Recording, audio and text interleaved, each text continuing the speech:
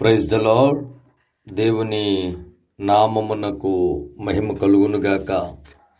ప్రభువునందు ప్రియమైన మిత్రులారా, స్నేహితులారా, ఈ ఉదయకాలంలో మీ అందరికీ హృదయపూర్వక వందనాలు చెల్లిస్తూ, మీరందరూ క్షేమంగా దీవెనకరంగా ఉండాలని మీ కొరకు ప్రార్థన చేస్తూ అనుదిన దైవధ్వనికి ఆహ్వానం పలుకుతూ ఉన్నాను. మంచిది. ఈ ఉదయం దేవుని వాక్యాన్ని చదువుకొని ధ్యానిస్తూ ప్రార్థన పూర్వకంగా ప్రారంభిద్దాం. దయచేసి బైబిల్ గ్రంథాలు తెరచి నిర్గమకాండం 12వ అధ్యాయం 14వ వచనాన్ని మనము చదువుకుందాం. కాబట్టి ఈ దినము మీకు జ్ఞాపకార్థమైనదగును. మీరు యెహోవాకు పండుగగా దానిని ఆచరింపవలెను. తరతరములకు నిత్యమైన కట్టడగా దానిని ఆచరింపవలెను. చిన్ని మాట ప్రార్థన చేద్దాం.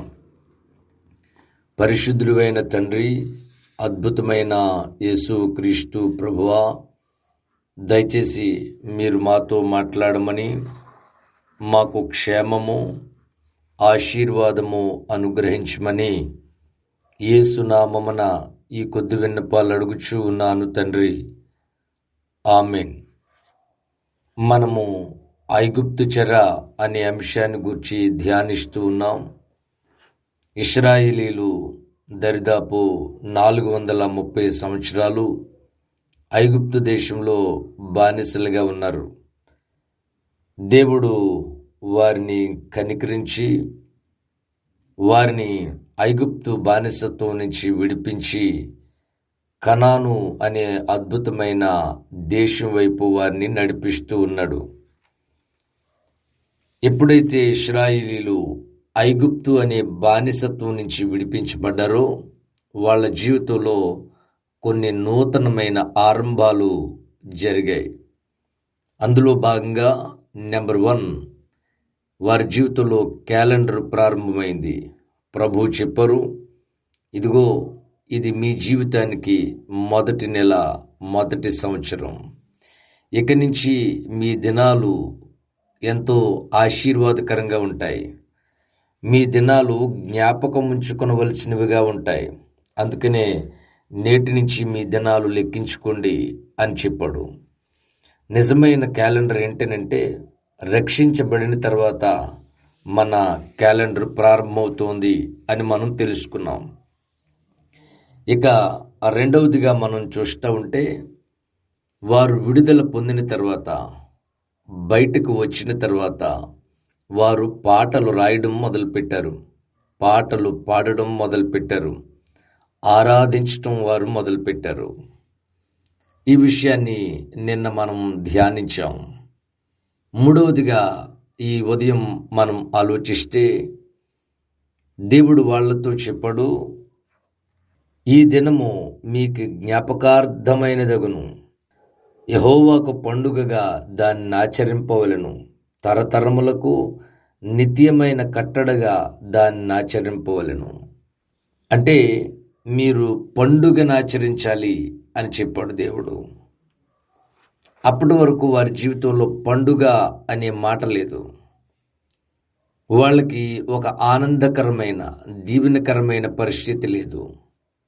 పండుగ అంటే కుటుంబం అంతా కలిసి, బంధువులందరూ కలిసి చక్కని పిండి వంటలు వండుకొని, మంచి వస్త్రాలు ధరించి, ఆహ్లాదకరమైన వాతావరణంలో దేవునిని స్తుతిస్తూ కృతజ్ఞత కలిగి అందరూ ఆనందించే ఒక అద్భుతమైన సన్నివేశం, ఒక అద్భుతమైన పరిస్థితిని పండుగ అని మనం చెప్తాం.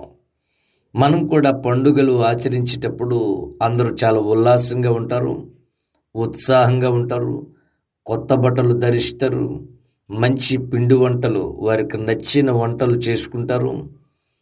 అందరూ కలిసి, బంధువులు, మిత్రులు అందరూ కలిసి ఎంతో ఉజ్జీవంగా, ఉత్సాహంగా ఉండే పరిస్థితిని పండుగ అంటాం. ఇశ్రాయేలీల జీవితంలో 430 సంవత్సరాలు ఇలాంటి వాతావరణం లేదు. అందరూ కలిసి భోజనం చేసే పరిస్థితి కానీ, అందరూ కలిసి ఆనందించే పరిస్థితి కానీ, నూతన వస్త్రాలు ధరించి ఉల్లాసంగా ఉండే పరిస్థితి కానీ వారి జీవితాల్లో లేదు. ఎందుకనంటే ప్రతిరోజు ఒకే రకంగా ఉంది వాళ్ళకి. పొద్దున్నే లేవడం, రాత్రి వరకు పనిచేయడం, కాసేపు నిద్రపోవడం, మళ్ళీ లేవడం, ఆదివారానికి, సోమవారానికి, మంగళవారానికి, బుధవారానికి, అసలు వారములో ఎప్పుడు ఏ రోజు తెలియని భయంకరమైన బానిసత్వంలో వాళ్ళు మగ్గిపోతూ ఉన్నారు. ఇలాంటి భయంకరమైన బానిసత్వంలో ఉన్న మనుషులను ప్రభు విడిపించి, ఇదిగో మీరు పండుగను ఆచరించండి అని చెప్పాడు. వారి జీవితంలోనికి అనేకమైన పండుగలు ప్రవేశించాయి. మొట్టమొదట పస్కా అనే పండుగ ప్రవేశించింది, పెంతుకోస్తు పండుగ ప్రవేశించింది, గుడారాల పండుగ ప్రవేశించింది, పూరీము పండుగ ప్రవేశించింది. ఎన్నో పండుగలు వారి జీవితంలో ప్రవేశించాయి. ఇవన్నీ కూడా వారు ఐగుప్తులో నుంచి బయటకు వచ్చిన తర్వాత మాత్రమే వారి జీవితంలో ప్రవేశించాయి. ఐగుప్తులో నుంచి బయటకు వచ్చిన తర్వాత మాత్రమే వారు పండుగను ఆచరించడం మొదలుపెట్టారు.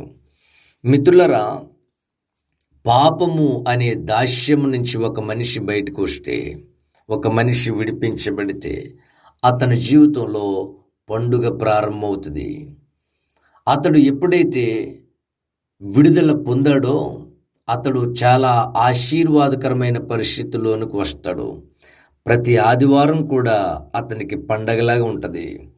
ఎందుకు అనంటే ఆత్మీయులతో కలిసే ఆ కలయిక, ఆత్మీయులతో ఆరాధించే ఆరాధన, ఆత్మీయులందరూ కలిసి ఎంతో ఉత్సాహంగా ఉల్లాసంగా ఉండే పరిస్థితి. నిజంగా రక్షించబడిన పిల్లల జీవితాల్లో ప్రతి ఆదివారము ఒక పండగ దినమే, ప్రతి ఆల్ నైట్ ప్రేయరు ఒక పండగ దినమే, ప్రతి ఉపవాస కూటము, ప్రతి ఉజ్జీవ కూటము, ప్రతి సభ కూడా ఒక పండుగ వాతావరణాన్ని మించి ఉంటుంది. అందుకని రక్షించబడిన ప్రతి విశ్వాసి ఎప్పుడు పండుగ వాతావరణంతో నింపబడి ఉంటాడు. చూడండి, దేవుని సేవకుల ఇళ్ళు, అలాగే దేవాలయాలు ఎప్పుడు పండుగ వాతావరణాన్ని తలపిస్తూ ఉంటాయి. ఎందుకు అంటే అవి రక్షించబడిన వారి యొక్క గృహాలు, దేవుని యొక్క ఇల్లు అది. అందుకని ఎప్పుడు పండుగ వాతావరణం, వచ్చే మనుషులు, విందులు, ఎన్నో పాటలు, ఉజ్జీవకరమైన కీర్తనలు, బోధనలు, సంతోషభరితమైన పరిస్థితులు అక్కడ కనపడతాయి. రక్షణ పొందని మనుషులు ఇల్లు చూస్తూ ఉంటే వాళ్ళకి చాలా డబ్బులు ఉంటాయి. భార్య భర్తలు ఇద్దరు కూడా ఉద్యోగస్తులై ఉంటారు. వాళ్ళకి చాలా పెద్ద ఇల్లు ఉంటుంది, వాళ్ళకి చాలా జ్ఞానం ఉంటుంది. కానీ ఆ ఇల్లు నిస్తేజంగా ఉంటుంది, జీవం లేకుండా ఉంటుంది. వాళ్ళిద్దరూ హడావుడిగా ఆఫీస్కు పోతారు. ఆ ఇల్లు హడావుడిగా సర్దుకొని మళ్ళీ వచ్చేస్తారు. ఏదో వండుకుంటారు, ఏదో తినేస్తారు. ఆ తర్వాత డాక్టర్ గారు చెప్పినట్లు టైం టు టైం మెయింటైన్ చేస్తారు. ధైర్యంగా తినలేరు, ధైర్యంగా తాగలేరు. అంత లెక్క పత్రాలతో వాళ్ళు ఎప్పుడు క్షోభిస్తూ, బాధపడుతూ, కృంగిపోతూ, రకరకాల టెన్షన్లో, ఒత్తిడిలో బ్రతుకుతూ ఉంటారు. గల కారణం ఏంటో తెలుసా? వారు చాలా ధనం కలిగిన వారే, కానీ ఐగుప్తు బానిసత్వాన్ని అనుభవిస్తూ ఉన్నవారు. మిత్రులారా, ఐగుప్తు అనే లేకపోతే పాపము అనే బానిసత్వంలో ఉన్న ప్రతి ఒక్కడూ కూడా భయంకరమైన నిస్తేజంలో, నిరుత్సాహంలో, నిరాశలో, కృంగుదలలో ఉంటాడు. పాపము నుంచి విడిపించబడిన వాడి జీవితంలో, పాపము నుంచి విడిపించబడిన వారి కుటుంబాల్లో పండుగ వాతావరణం ఉంటుంది, ఒక దీవెనకరమైన వాతావరణం ఉంటుంది, ఒక ఆశీర్వాదకరమైన వాతావరణం ఉంటుంది, ఒక జీవపు వాతావరణం ఉంటుంది. ఇశ్రాయేలీలు విడుదల పొందిన తర్వాత వాళ్ళ జీవితంలో గొప్ప దీవెనను వారు చూశారు. వాళ్ళ జీవితంలో పండుగ ప్రారంభమైనది. మిత్రులారా, వింటున్న మీ జీవితంలో పండుగ ప్రారంభమైందా? ఇంకా పాపపు బంధకాల్లో ఉన్నారా? ఒకవేళ ఇంకా పాపపు బంధకాల్లో ఉంటే రండి యేసుక్రీస్తు సహాయంతో బయటికి. మీరు కూడా పండుగ వాతావరణాన్ని తలపించే అద్భుతమైన ఆశీర్వాదాన్ని అనుభవించండి. ప్రభు ఇచ్చిన గొప్ప దీవెనను పొందుకోండి. ఈ ఉదయం అలాంటి కృప, అలాంటి దీవెన, అలాంటి పండుగ వాతావరణం దేవుడు మనందరికీ అనుగ్రహించునుగాక. దయచేసి తలలు వంచండి, కళ్ళు మూసుకోండి, ప్రార్థన చేద్దాం. పరిశుద్ధుడైన తండ్రి, ఈ ఉదయం మీరు మాట్లాడిన మాటల కొరకు వందనాలు ప్రభువా. మీ వాక్యానికి లోబడి మీ ద్వారా దీవించబడి కృప దయచేయండి. యేసునామాన్ని అడుగుచూ ఉన్నాను తండ్రి, ఆమేన్. మన తండ్రి అయిన దేవుని ప్రేమ, మన ప్రభు అయిన యేసుక్రీస్తు వారి యొక్క కృప, పరిశుద్ధాత్మ దేవదేవుని సన్నిధి, సహవాసము, ఆశీర్వాదం ఇప్పుడు ఎల్లప్పుడూ సదాకాలం మనందరికీ తోడయుండి నడిపించునుగాక. Amen, amen. Praise the lord. May god bless you. Thank you.